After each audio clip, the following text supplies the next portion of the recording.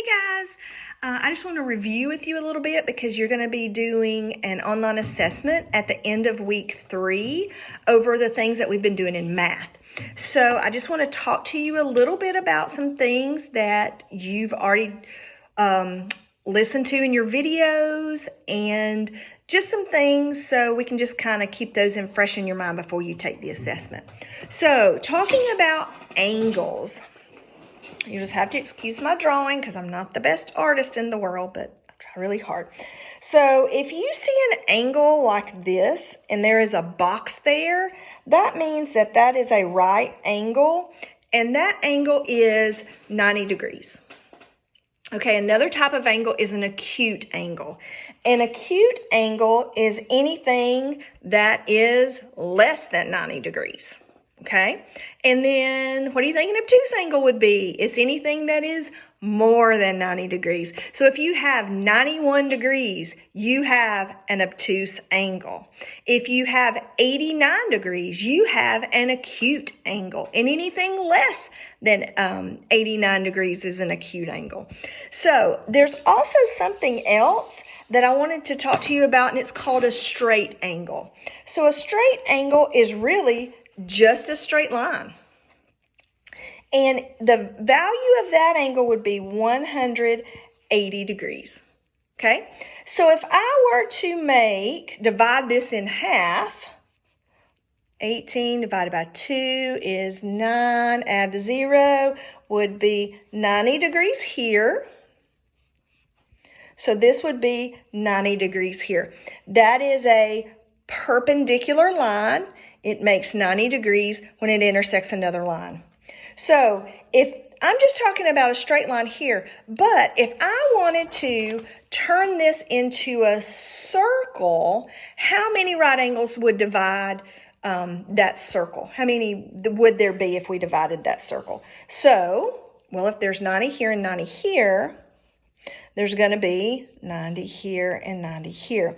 So there are 4 90-degree angles that divide a circle.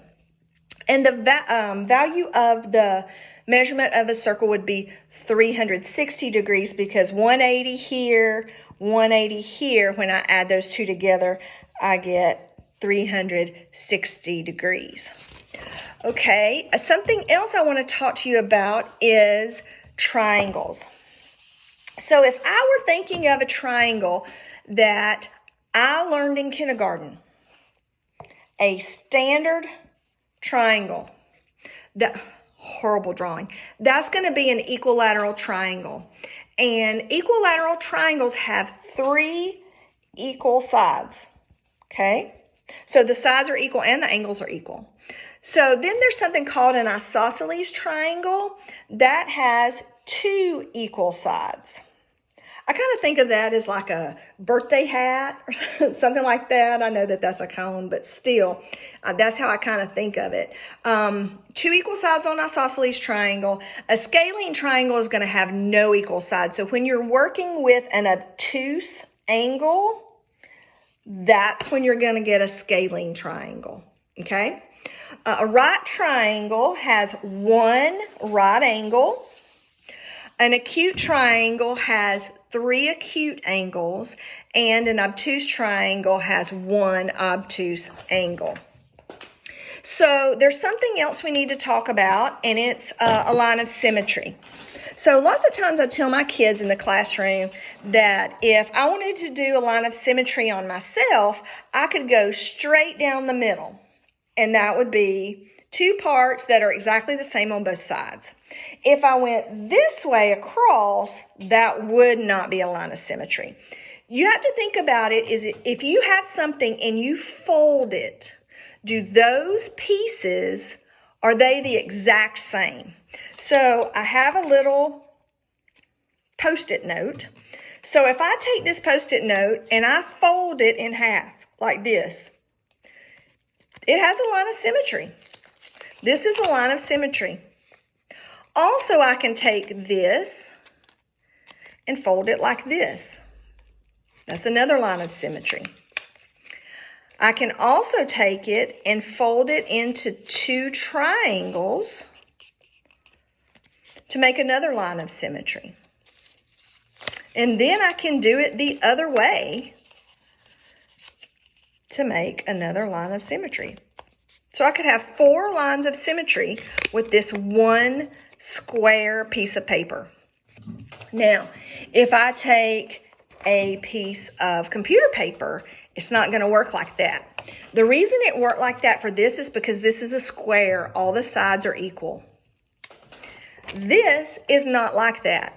I can take the paper and fold it this way, and I have 2 sides that are exactly the same. Or I could fold it hot dog style. One's hamburger, one's hot dog.